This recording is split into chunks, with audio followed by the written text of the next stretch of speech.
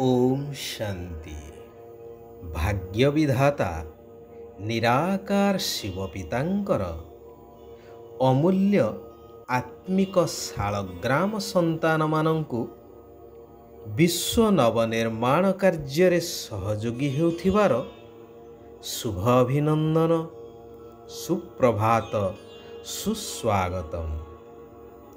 जेतेबेले सारा विश्व आत्मविस्मृत हो जाए सेतेबेले देह अहंकार रे आसी सारा मानव समाज पथभ्रष्ट होई ठीक भूल रो ज्ञान हराई मनइच्छित कार्य करि चाले। तथाकथित धर्मगुरु मानंकर शरणापन्न हुए किछि पाइबार आशारे बा समाजर प्रतिष्ठित हेबार उद्देश्य नहीं।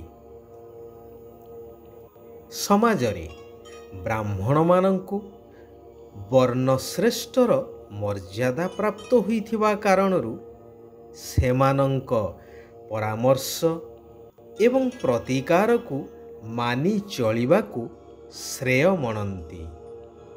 ताहा धर्म भयर हेउ बा भक्ति भावना रे हेउ।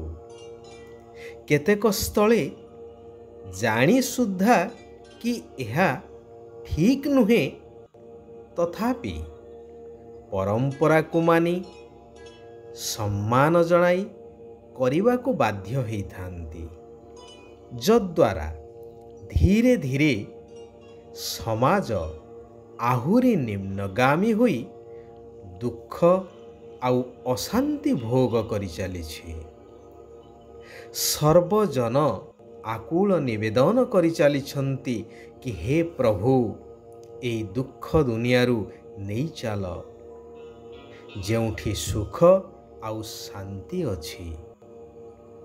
किए देवी देवतांकु हेउ, किए आल्लांकु, किए जीशुंकु तो आउ किए सत श्री अकाल कही सेई भगवानंक उद्देश्य रे निवेदन करुछंती।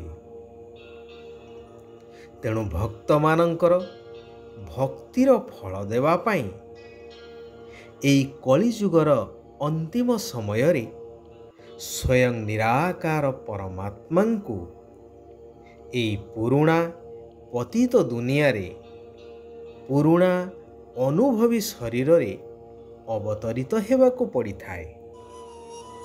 एथिरे स्पष्ट रूप से प्रमाण मिले, जदि भगवान सर्वत्र अर्थात सर्वव्यापी तेबे दुनिया दुख शांति भोग करंता नहीं कि केही भगवानंकु आकुल निवेदन करंते नहीं दुखरु मुक्त करिबा पाई, जेहेतु भगवान हेउछंती दुख हर्ता सुखकर्ता। पुणी गीतार महावाक्य अनुसारे यदा यदा हि धर्मस्य ग्लानिर्भवति भारते, सही अनुसारे भगवानंकु अवतरित होई आसिबार आवश्यकता पड़ी न थांता।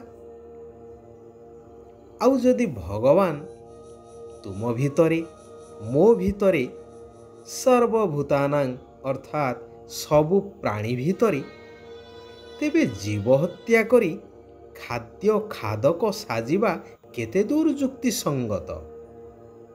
पुनश्च भगवान जदि सर्वव्यापी तेबे मंदिर मठ मस्जिद तीर्थ व्रत आदि जीवार आवश्यकता ही रहिबो नाही। तेबे बुद्धिजीवी मानंकु एहा उपरे थरे गभीर भावरे विचार करिबा आवश्यक। जुग पर जुग घूरी चलिबो, सुख आउ दुखर खेल चलिबो। ए अविनाशी सृष्टि नाटक चारि जुगरे थरे परिवर्तन हेबो, जेहेतु शेषरे अर्थात कली जुगरे संपूर्ण पतित तम प्रधान होई आत्मा कला शून्य होई दुखी हो जाए। ଏହାପରେ ପୁଣି ସମ୍ପୂର୍ଣ୍ଣ ସୁଖଦାୟୀ ଦୁନିଆ ଅର୍ଥାତ୍ ସତ୍ୟଯୁଗର ଆରମ୍ଭ ହୁଏ। ତେଣୁ ସେଠିକୁ ଯିବା ପାଇଁ ହେଲେ ସେହିଭଳି ଦୈବୀ ଗୁଣ ସମ୍ପନ୍ନ ବା ସମ୍ପୂର୍ଣ୍ଣ ପବିତ୍ର ସତୋପ୍ରଧାନର ଗୁଣାବଳୀ ତ ଆବଶ୍ୟକ ନା। ତାହା କରେଇବା ପାଇଁ ସ୍ୱୟଂ ଭଗବାନଙ୍କୁ ଏହି ସଙ୍ଗମ ଯୁଗ ଅର୍ଥାତ୍ କଳିର ଶେଷ ଏବଂ ସତ୍ୟ ଯୁଗର ପ୍ରାରମ୍ଭ ଏହି ସଙ୍ଗମ ଯୁଗରେ ଥରେ ମାତ୍ର ଆସିବାକୁ ପଡ଼ିଥାଏ। ସମସ୍ତଙ୍କୁ ମୁକ୍ତି ଆଉ ଜୀବନ ମୁକ୍ତିର ରାସ୍ତା ଦେଖାଇବା ପାଇଁ, ସାରା ବିଶ୍ୱକୁ ପରିବର୍ତ୍ତନ କରିବା ପାଇଁ ଭଗବାନ ଆସି କହୁଛନ୍ତି, ହେ ମୋର ମଧୁର ଆତ୍ମିକ ସନ୍ତାନଗଣ, ଯଦି ଉତ୍ତରାଧିକାରୀ ହେବାକୁ ଚାହୁଁଛ ତେବେ ସର୍ବଦା ସାବଧାନ ରୁହ। କୌଣସି ବି କାର୍ଯ୍ୟ ଶ୍ରୀମତ ବିରୁଦ୍ଧରେ ଅର୍ଥାତ୍ ଭଗବାନଙ୍କର ବର୍ତ୍ତମାନର ମହାବାକ୍ୟ ବିରୁଦ୍ଧରେ ନ ହେଉ। ମାୟା ଅତି ପ୍ରବଳ, ଟିକିଏ ବି ସୁଯୋଗ ପାଇଲେ ସମ୍ପୂର୍ଣ୍ଣ ଧରାଶାୟୀ କରିଦେବ। ସେଥିପାଇଁ କୁହାଯାଏ ନା, ସାଧୁ ସାବଧାନ। ଶିବ ବାବା କହୁଛନ୍ତି, ଦୁଇ ପ୍ରକାରର ଉତ୍ତରାଧିକାରୀ ସନ୍ତାନ ମୋ ପାଖରେ ଅଛନ୍ତି। ଗୋଟିଏ ହେଲେ ସମର୍ପିତ ସନ୍ତାନ, ଯେଉଁମାନେ କି ମାତା ପିତାଙ୍କର ପ୍ରତ୍ୟକ୍ଷ ପାଳନା ନେଉଛନ୍ତି, କିନ୍ତୁ ସେମାନଙ୍କର କର୍ମର ଗତି ଅତି ଗହନ ଅଟେ।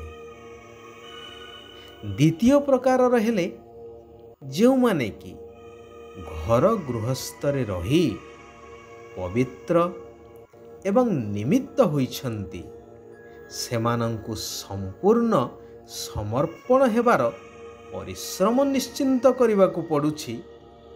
କିନ୍ତୁ ଯଦି ସମ୍ପୂର୍ଣ୍ଣ ରୂପେ ସମର୍ପଣ ହୋଇଯିବେ ଆଉ ନିମିତ୍ତ ହୋଇ ସବୁକିଛି ସମ୍ଭାଳିବେ, ସମସ୍ତଙ୍କ ଠାରୁ ମମତ୍ୱ ତୁଟିଯିବ, ତେବେ ସମ୍ପୂର୍ଣ୍ଣ ସମ୍ପତ୍ତିର ଅଧିକାରୀ ହେଇପାରିବେ।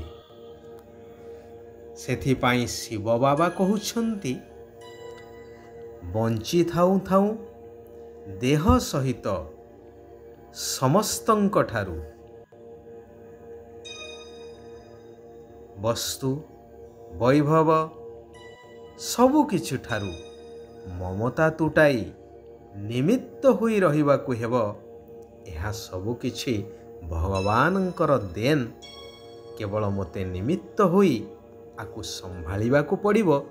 ଏହି ସ୍ମୃତିରେ ସବୁକିଛି କରିବାକୁ ହିଁ ହେବ। ଶ୍ରେଷ୍ଠ କର୍ମ କରିବାକୁ ହେବ ଶ୍ରୀମତ ଆଧାରରେ।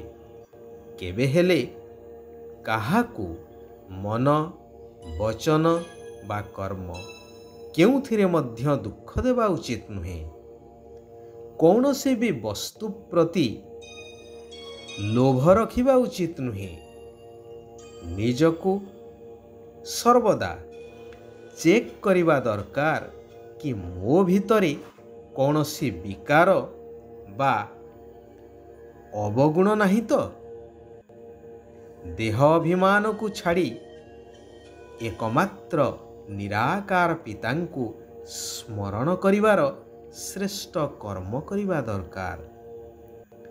ଶିବ ବାବା କହୁଛନ୍ତି, ନିଜର କ୍ଷମା ସ୍ୱରୂପ ସ୍ଥିତି ଦ୍ୱାରା ଶିକ୍ଷା ଦେଉଥିବା ମାଷ୍ଟର ସାଗର ହୁଅ। କେହି ଯଦି ତୁମର ଅକଲ୍ୟାଣ କରିବାକୁ ଚେଷ୍ଟା କରୁଛି, ତେବେ ତୁମେ ତୁମର କଲ୍ୟାଣର ମନୋଭାବ ଦ୍ୱାରା ତାକୁ ପରିବର୍ତ୍ତନ କର ବା କ୍ଷମା କର, ଯାହା ସେହି ଆତ୍ମା ପାଇଁ ଶିକ୍ଷା ପାଲଟିଯିବ।